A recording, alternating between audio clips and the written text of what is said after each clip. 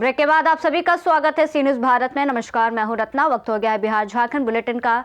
Bulletin में बात होगी सबसे पहले जमुई की, जहां नशे की हालत में एक युवक ने दूसरे युवक पर जानलेवा हमला कर दिया, जिससे वो गंभीर रूप से घायल हो गया। साथ ही बात होगी लातेहार की, जहां गढ़वाटाड़ में संचालित स्टेडियम निर्माण कार्य को लेकर ग्रामीणों ने अपनी पूर्ण सहमति व्यक्त की है। ऐसी तमाम खबरों पर विस्तार से चर्चा करेंगे इस बुलेटिन में। झाझा थाना क्षेत्र के डीबा गांव में मंगलवार रात शराब के नशे में एक युवक ने आपसी कहासुनी के दौरान दूसरे युवक पर जानलेवा हमला कर दिया, जिससे वो गंभीर रूप से घायल हो गया।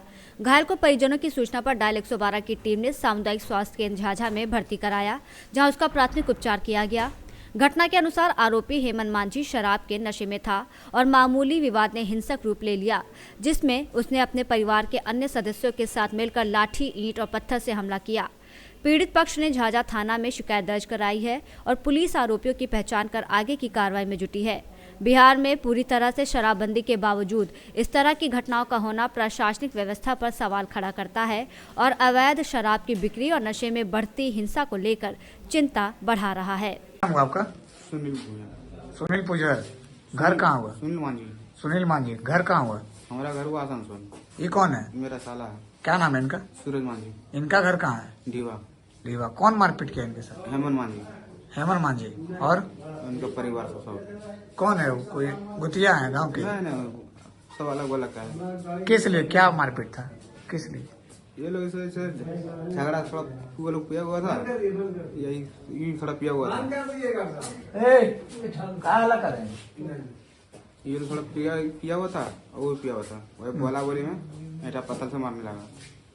इनका दोनों घर में थे तो बोले कौन हल्ला करा देते ये लोग, लाठी पहना ईटा को मारा था। पुलिस को जानकारी दी है? जमुई बिहार से सी न्यूज संवाददाता वीरेंद्र कुमार की रिपोर्ट।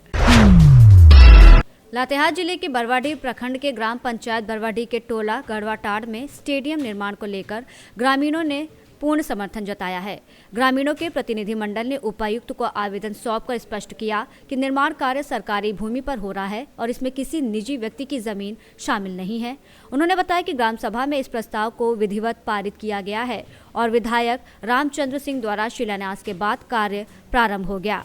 ग्रामीणों का कहना है कि स्टेडियम से स्थानीय युवाओं और छात्रों के उनको खेलकूद की बेहतर सुविधा मिलेगी, जिससे उनका मानसिक, बौद्धिक और शारीरिक विकास होगा। उन्होंने जिला प्रशासन से अपील की है कि निर्माण कार्य को बिना किसी बाधा के पूरा कराया जाए।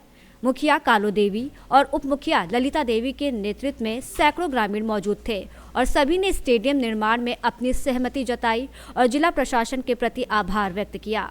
आज आप लोग उपायुक्त लातेहार को आवेदन जताया है, क्या मामला है? मामला था सर कि बरवाडीह में एक स्टेडियम का निर्माण हो रहा है सर। उसमें विधिवत रूप से ग्रामीणों ने पहले ग्राम सभा किया था। ग्राम सभा में ये पारित हुआ था और पारित होकर के खेल विभाग को गया था और उसके बाद विधिवत रूप से माननीय विधायक जी, जो हमारे स्थानीय विधायक हैं, उन्होंने इसका शिलान्यास किया है।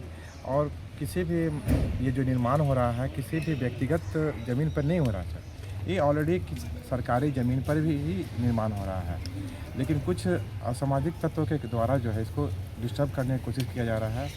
और कारण ये है कि उन लोग चाहता है कि ये यहाँ निर्माण ना हो, क्योंकि उन लोगों के लिए हमेशा खुला रहेगा और उसमें हमेशा उन लोग जो है अपना गलत काम करते रहे। तो अभी तक भी क्या मतलब प्रॉब्लम किया जा रहा है उन लोग द्वारा? हाँ, उन लोगों के द्वारा अभी तक प्रॉब्लम किया जा रहा है, जिसके कारण हम लोग उपायुक्त महसूस है और इसी हिसाब से अभी मिल करके हमने एक ज्ञापन सौंपा है और उन्होंने आश्वासन दिया है कि खेल मैदान वहाँ सुचारू रूप से बनेगा। क्या नाम हो? रविंद्र कुमार पासवान। लातेहार से सी न्यूज संवाददाता बबलू खान की रिपोर्ट। रामगढ़ के घाटों आपी क्षेत्र में जंगली हाथियों के झुंड के कारण भयावह घटना घटी। कुछ लोगों ने हाथियों को देखने और वीडियो बनाने के लिए पास जाकर भीड़ जुटाई। तभी सीसीएल कर्मचारी अमित रजवार हाथी के साथ सेल्फी लेने गया, जिससे हाथी गुस्से में आकर भीड़ की ओर दौड़ा। इस हमले में अमित रजवार सहित 2 महिलाएं और एक अन्य व्यक्ति हाथी के हमले में कुचले गए और उनकी मौके पर ही मौत हो गई। घटना के बाद स्थानीय लोग सड़क जाम कर उचित मुआवजे की मांग करने लगे। वन विभाग की टीम हाथियों को जंगल की ओर लौटाने में लगी हुई है। हम लोग का बस्ती का नाम है आरा 4 नंबर सीरम नाला। आज शाम को एक घटना हुआ, हाथी जंगल की ओर एक आदमी मरा। फिर शाम को हम लोग सोने के लिए गए, तब तक में एक 2-3-4 हाथियों का झुंड आया और कई घरों को तोड़ा गया और 3 आदमी यहाँ के मरे और एक आदमी घाटों से जा रहे थे, वो भी चपेटे में आ गए। टोटल 4 लोग मरे हाँ, हम लोग सरकार से यही चाहते हैं इसका मुआवजा मिले और हम लोग को सेफ्टी मिले बस्ती में, ताकि हम लोग चैन से सो सकें। रामगढ़ से सीनियर संवाददाता राजेश सिंह की रिपोर्ट। राजधानी रांची से सटे रातू थाना क्षेत्र में अवैध बालू तस्करी ने कानून व्यवस्था की धज्जियां उड़ाते हुए दिन दहाड़े ओवरलोड ट्रैक्टरों को सड़कों पर दौड़ाने की पूरी खुली तस्वीर पेश की है। स्थानीय लोगों का कहना है कि तस्करी इतनी बेखौफ है कि ना तो पुलिस का डर है और ना ही खनन विभाग की कोई कार्रवाई। ओवरलोड ट्रैक्टर सड़कों को नुकसान पहुंचा रहे हैं और हादसों का खतरा बढ़ा रहे हैं, लेकिन प्रशासन की चुप्पी सवाल खड़ा कर रही है कि आखिर ये ट्रैक्टर किसके संरक्षण में चल रहे हैं और कार्रवाई क्यों नहीं हो रही है।